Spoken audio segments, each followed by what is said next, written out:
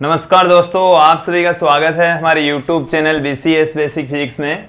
आज के इस वीडियो में हम कक्षा 11 का टॉपिक लेकर चलेंगे, सर्कुलर मोशन। सर्कुलर मोशन में हम इस वीडियो में देखेंगे कि कोई समतल वृत्ताकार सड़क है और उस पर कोई वाहन गति कर रहा है, तो उसका अधिकतम वेग कितना हो सकता है। देखिए दोस्तों, सबसे पहले मैं बात करूंगा वर्तीय गति क्या होती है, सर्कुलर मोशन क्या होती है। कि जब कोई पिंड पार्टिकल किसी वर्ताकार पथ पर गति करता है तो उस गति को हम वर्तीय गति कहते हैं। और जब कोई पिंड पार्टिकल किसी सर्कुलर पाथ पर गति कर रहा होता है तब उसके पथ से केंद्र की ओर एक त्वरण काम करता है, जिसको हम अभिकेंद्रीय त्वरण कहते हैं। वो हमें पीछे के कुछ वीडियो जो हमने बनाए हैं उनमें हम देख चुके हैं अभिकेंद्रीय त्वरण का फॉर्मूला। यहां पर मैं बताऊंगा कि अभिकेंद्रीय त्वरण का सूत्र क्या होता है।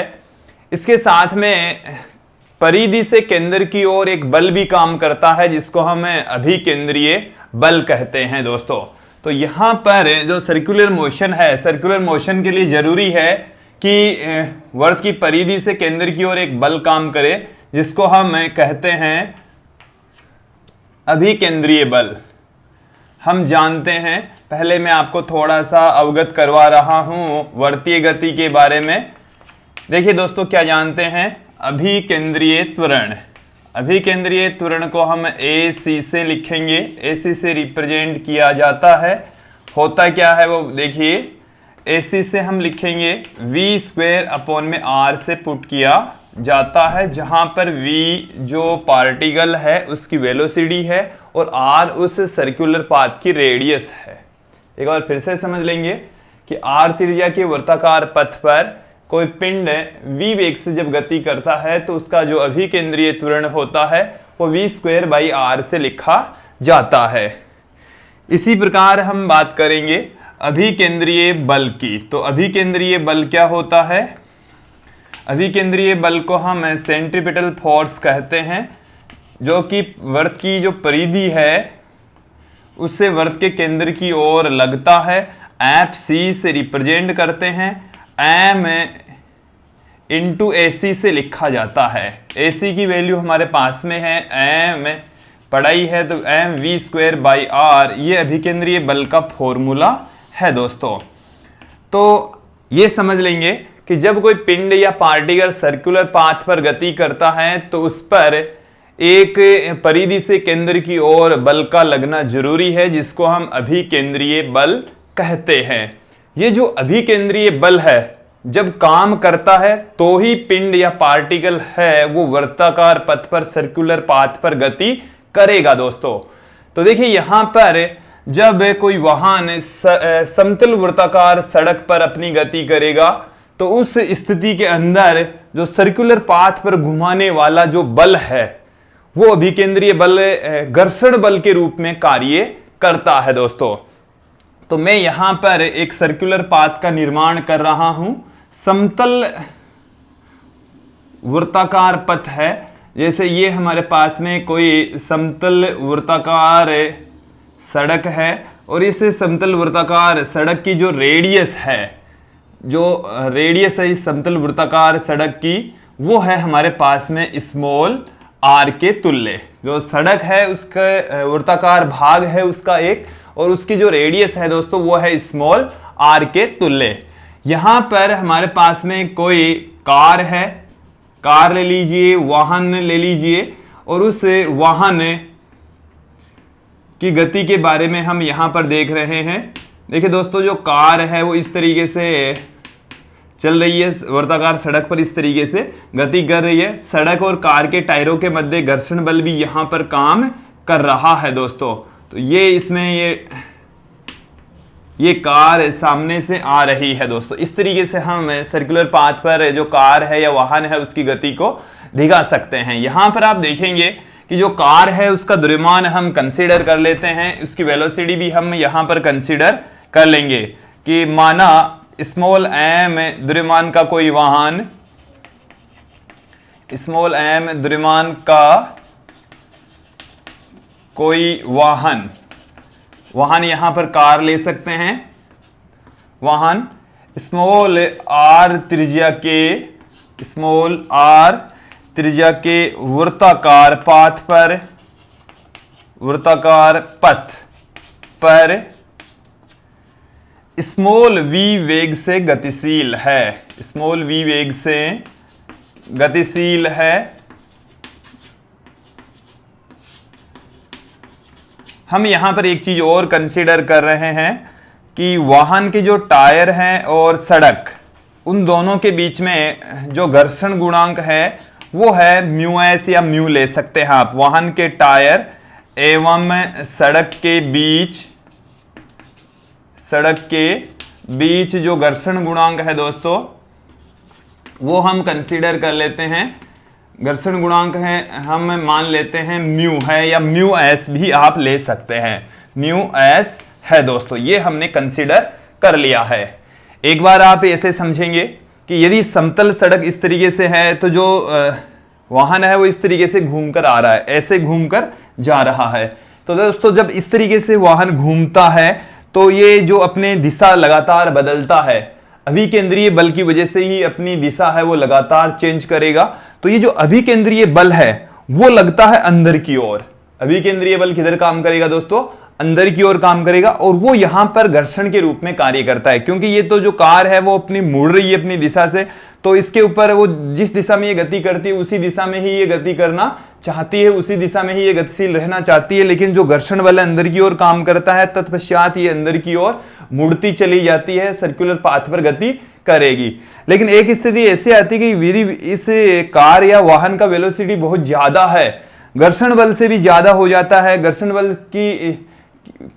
बल का जो मान है उससे भी यदि अभिकेंद्रीय बल का मान है ज्यादा हो जाता है, तब ये जो कार है वो अंदर की ओर नहीं मुड़ेगी, बाहर की ओर फिसल जाएगी, पलट जाएगी। दोस्तों मैं यहां पर थोड़ा सा आप लोगों के सामने जो अपकेंद्रीय बल का जो कॉन्सेप्ट है वो भी थोड़ा सा क्लियर करता हूं दोस्तों, कि जब कोई पिंड सर्कुलर पाथ पर गति करता है, एक सर्कुलर पाथ है और इस पर कोई स्मॉल m द्रव्यमान का पिंड गति करता है, तो दोस्तों हम ये जानते हैं कि ये पिंड है वो इस दिशा में गति कर रहा है, उसके वेग की डायरेक्शन ये होती है, और अंदर की ओर एक बल काम करता है। तत्पश्चात ये अपना पथ है, वो डायरेक्शन है वो लगातार चेंज करता रहता है। हर क्षण इसकी जो वेग की दिशा है वो भी बदलती है। तत्पश्चात जो अभिकेंद्रीय बल है या अभिकेंद्रीय जो त्वरण है उसकी डायरेक्शन भी कंटिन्यू लगातार बदलती रहेगी। मैं यहां पर बात कर रहा हूं अपकेंद्रीय बल की, थोड़ा सा इसको एकदम क्लियर कर लेते हैं। यहां पर अपकेंद्रीय बल क्या है दोस्तों? जो अपकेंद्रीय बल है इसको हम कहते हैं सेंट्रीफ्यूगल फोर्स। सेंट्रीफ्यूगल फोर्स कहा जाता है, और ये जो फोर्स है वो एक आभासी बल होता है दोस्तों। इसका मतलब है कि ये वास्तव में कार्य नहीं करता, ये बल लगता हुआ प्रतीत होता है दोस्तों। और ये कब प्रतीत होगा? जब कोई निर्देश तंत्र घूर्णन गति करे। निर्देश तंत्र की घूर्णन गति में ये निर्देश तंत्र की घूर्णन गति में ये लगता हुआ प्रतीत होता है दोस्तों। घूर्णन गति में ये जो अपकेंद्रीय बल है वो लगता हुआ प्रतीत होगा दोस्तों। ये सुन लीजिए, समझ लीजिए कि जब कोई निर्देश तंत्र त्वरित गति करता है तो उसकी गति की विपरीत दिशा में एक आभासी बल काम करेगा। हमने आप लोगों को पहले भी बता दिया है, जब कोई निर्देश तंत्र रेखीय पथ पर त्वरित गति करता है तो गति की विपरीत दिशा में उस पर एक आभासी बल काम करता है, जैसा हमने लिफ्ट में देखा था दोस्तों। तो यहां पर भी जो निर्देश तंत्र है वो यदि त्वरित गति करता है तो उसके ऊपर केंद्र से दूर की ओर एक बल काम करेगा, जिसको हम अपकेंद्रीय बल कहेंगे, सेंट्रीफ्यूगल फोर्स कहा जाएगा। ये जो बल होता है वो आभासी बल होता है, निर्देश तंत्र की घूर्णन गति के कारण से ये कार्य करेगा। इस बल का मान, इसका जो मान होता है अपकेंद्रीय बल का, वो अभिकेंद्रीय बल के बराबर ही होता है दोस्तों। अभिकेंद्रीय बल के बराबर ही होता है, बल के बराबर वह दिशा में विपरीत होता है, बल के बराबर वह दिशा में विपरीत होगा। इसका मतलब हो गया कि जो अपकेंद्रीय बल है वो वृत्ताकार पथ के केंद्र से दूर की ओर काम करेगा। इधर एक बल काम करेगा जिसको हम mv² अपॉन में r से कहेंगे, और ये जो बल है वो है अपकेंद्रीय बल। अपकेंद्रीय बल होता है दोस्तों ये, इसको हम सेंट्रीफ्यूगल फोर्स कहते हैं। इस बल का मान अभिकेंद्रीय बल के बराबर। अब देखिए दोस्तों, ये जब सर्कुलर पाथ पर कोई पिंड या पार्टिकल गति करता है तो उसके जड़त्व पर आधारित बल है। जड़त्व का मतलब यह है कि जो पिंड या पार्टिकल है वो जिस दिशा में गति करता है वो उसी दिशा में ही गति करना चाहता है। तो ये जो पार्टिकल है वो इस दिशा में गति कर रहा है, और वो ये जो बल है अपकेंद्रीय बल वो उसको उसी दिशा में ही गतिशील रखना चाहता है दोस्तों। तो ये जो अपकेंद्रीय बल होता है वो जड़त्व के प्रभाव पर आधारित होता है।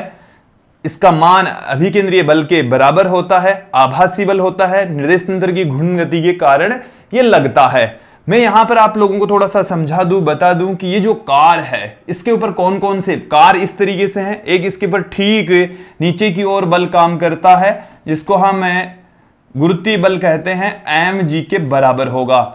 इस कार के ठीक ऊपर, सड़क से ठीक ऊपर की ओर इसके ऊपर प्रतिक्रिया बल काम करेगा जिसको हम r से रिप्रेजेंट करते हैं दोस्तों। और ये जब कार वृत्ताकार पथ पर घूमती है तो उसके टायरों पर अंदर की ओर एक घर्षण बल काम करेगा जिसको हम Fs से लिखते हैं, और जबकि इसके ऊपर बाहर की ओर अपकेंद्रीय बल काम कर रहा है mv² अपॉन में r के इक्वल।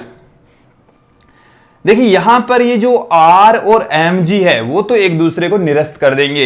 ये जो बल है वो ऊर्ध्वाधर बल है, तो जो बलों का ऊर्ध्वाधर घटक है, तो ऊर्ध्वाधर दिशा में जो बल हैं उनके लिए तो देखिए दोस्तों हमारे पास में यहां पर क्या आ जाएगा, r बराबर आ जाएगा दोस्तों mg।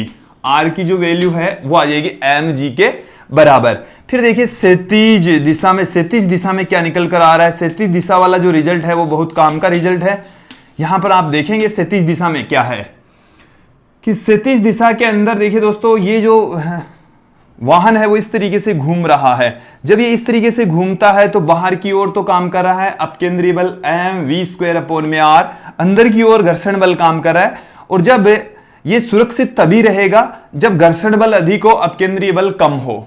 देखिए दोस्तों ये जो बल है उस बल को आप समझते हुए यहां पर हम देख रहे हैं अपकेंद्रीय बल काम कर रहा है बाहर की ओर, अभिकेंद्रीय बल mv² अपॉन में r अंदर की ओर काम करता है जो कि घर्षण बल के रूप में ही होता है। मैं यहां पर आपको अपकेंद्रीय बल के रूप में इसको समझाने का प्रयास कर रहा हूं। अभी अपकेंद्रीय बल का जो कॉन्सेप्ट है वो इसीलिए मैंने आप लोगों के सामने रखा है यहां पर। तो कोई भी जो वाहन है वो सुरक्षित तभी चल पाएगा जब अंदर की ओर लगने वाला बल अधिक हो, बाहर की ओर लगने वाला बल कम हो। बाहर की ओर जो लगने वाला बल होता है वो अपकेंद्रीय बल है जिसका मान अभिकेंद्रीय बल के बराबर ही होता है। इसका मतलब जो अभिकेंद्रीय बल घर्षण बल लगा रहा है वो घर्षण बल का मान अधिक होना चाहिए अभिकेंद्रीय बल की तुलना में, तो ही जो वाहन है वो सुरक्षित गति कर पाएगा, अन्यथा जो वाहन है वो बाहर की ओर पलट सकता है दोस्तों। तो यहां पर ये जो चार बल काम करते हैं ये दोनों तो एक दूसरे को कैंसिल आउट कर देंगे, और सुरक्षित यदि कोई वाहन सुरक्षित चले उसके लिए जरूरी है कि Fs बड़ा होना चाहिए, mv² अपॉन r छोटा होना चाहिए। तो यहां पर क्षैतिज दिशा में वाहन की सुरक्षित चाल के लिए, वाहन की सुरक्षित चाल के लिए देखिए कंडीशन क्या जरूरी है। सुरक्षित गति के लिए हमारे पास में एक रिजल्ट आता है। सुरक्षित गति के लिए हम क्या बता सकते हैं दोस्तों, यहां से आप देखेंगे कि जो Fs है वो बड़ा होना चाहिए या इक्वल होना चाहिए mv² अपॉन r के। Fs की जो वैल्यू है वो दोस्तों बड़ी होनी चाहिए या इक्वल होनी चाहिए mv² अपॉन में r से।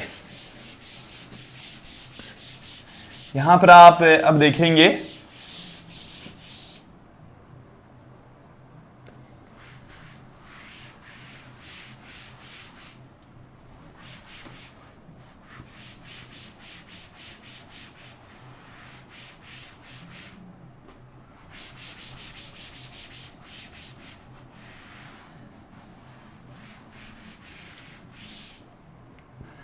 देखिए दोस्तों ये हमारे पास में है वाहन की सुरक्षित गति के लिए। तो वाहन की सुरक्षित गति के लिए हमारे पास में कंडीशन आ गई है कि जो एफ एस है वो बड़ा होना चाहिए या इक्वल भी हो सकता है एम वी स्क्वायर अपॉन में आर से।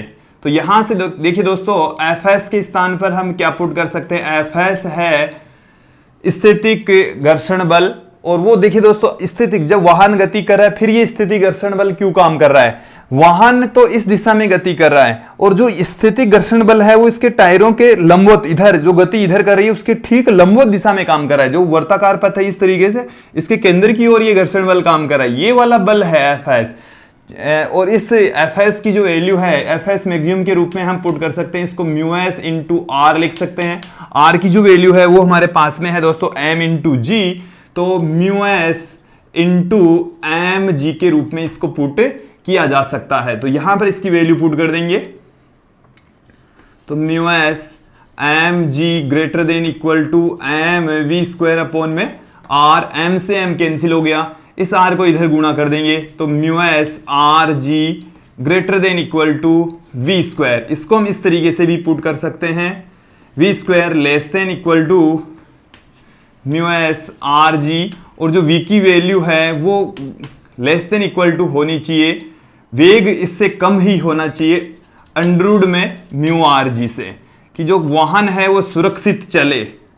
वाहन की सुरक्षित गति के लिए कौन सी कंडीशन जरूरी है, वेग का जो मान है वो म्यू एस आर जी के रूट से कम ही होना चाहिए दोस्तों।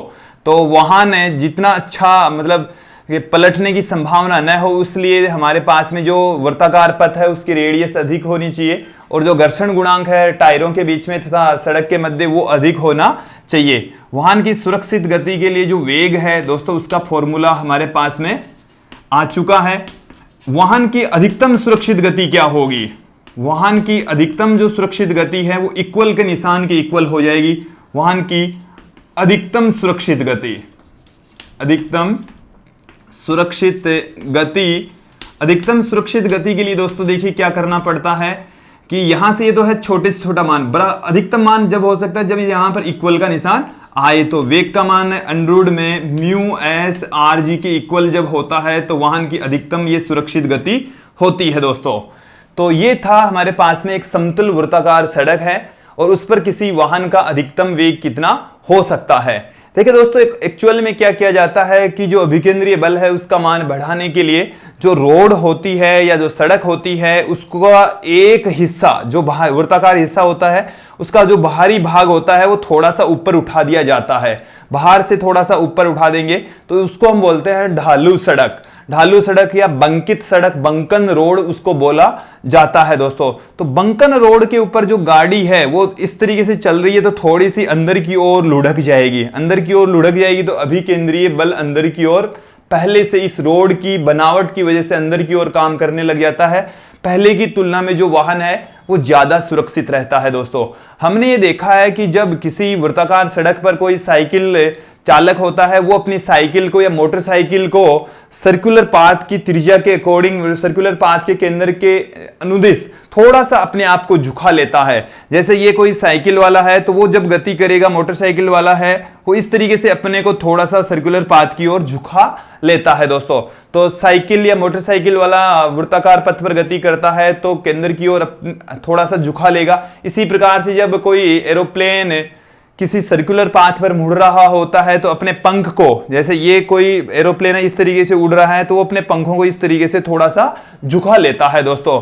तो ये सब जो झुकाने की स्थिति है वो हम आगे के वीडियो में देखेंगे दोस्तों। आज के इस वीडियो में इतना ही, धन्यवाद दोस्तों।